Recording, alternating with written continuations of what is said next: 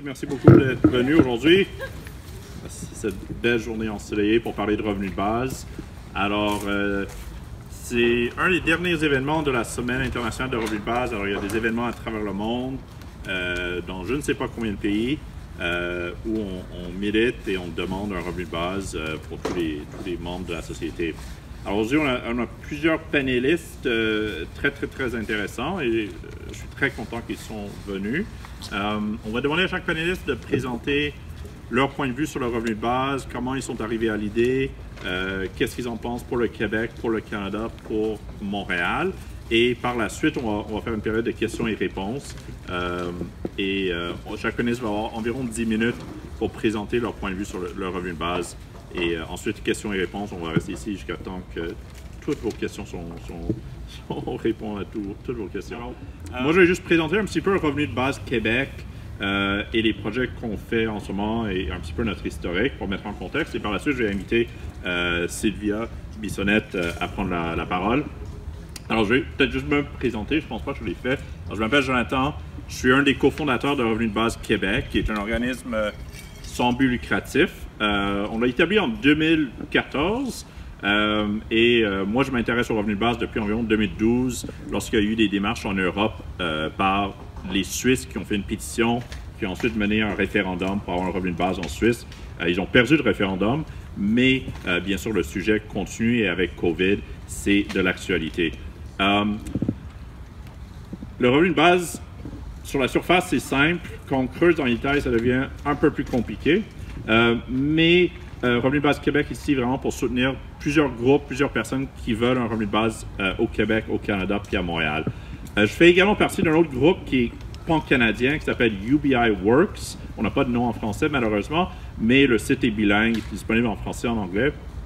Et UBI Works, on propose un projet très spécifique. Alors, c'est un revenu minimum garanti, dont vous avez entendu parler un petit peu aujourd'hui, de 2 000 $ par mois. Donc, tout le monde au Canada recevrait au minimum 2 000 $ par mois, universel, inconditionnel.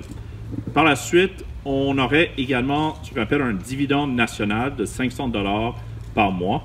Alors, même si on est salarié ou on a beaucoup d'argent, on va recevoir un dividende national. Et l'avantage d'un dividende national, en plus d'un revenu minimum garanti, c'est que ça va s'ajouter à notre identité canadienne nationale et ça va aller à tout le monde. Ça va être comme le droit de vote ou l'assurance santé.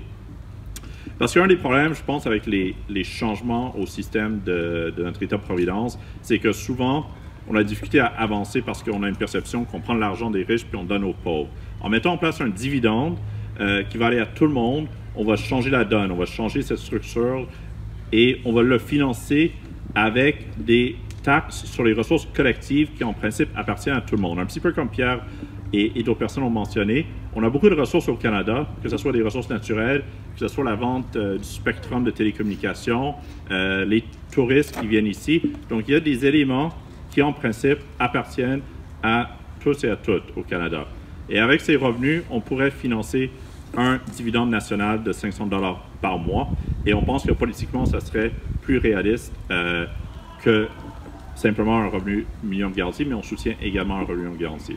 Alors, pendant la pandémie, depuis plusieurs semaines, on discute avec le gouvernement. Cette semaine, on a rencontré le bureau de Mme Freeland. On a parlé avec le NPD, on a parlé avec les autres partis politiques, quand même des personnes très haut placées. Et je dirais qu'il y a quand même beaucoup d'intérêt au sein du gouvernement et au sein de quelques partis, peut-être pas tous les partis politiques, pour un revenu minimum garanti et un dividende national. Alors, je reste très optimiste que c'est faisable, surtout dans ce contexte de COVID, mais on a besoin de votre soutien. C'est certain que si le gouvernement ne ressent pas une pression de la part de la population générale, de la part des électeurs, ils ne vont pas bouger.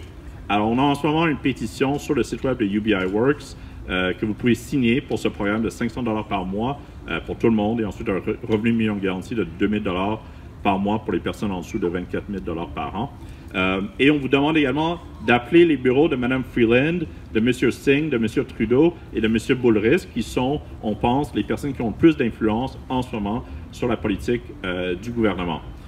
Et je pense que si on appelle, si on contacte ces personnes, si on démontre qu'on veut absolument avoir un dividende et un revenu minimum garanti au Canada, c'est faisable dans l'année à venir, je dirais. Alors ça, c'est UBI Works. Ensuite, il y a Revenu de base Québec. Vous pouvette vous inscrire sur notre infolette pour participer à des événements. Et je remercie surtout Claudia, qui fait gardienne en ce moment, d'avoir organisé l'événement aujourd'hui. Alors, je m'appelle Jonathan. Si vous avez des questions après ces conférences, je serais très heureux de discuter avec vous. Et vous pouvez vous inscrire sur les 2 sites de Revenu de base Québec et de UBI Works. Alors maintenant, je vais inviter Sylvia, qui est histoire dans le fait que je m'excuse, je ne sais pas exactement l'histoire.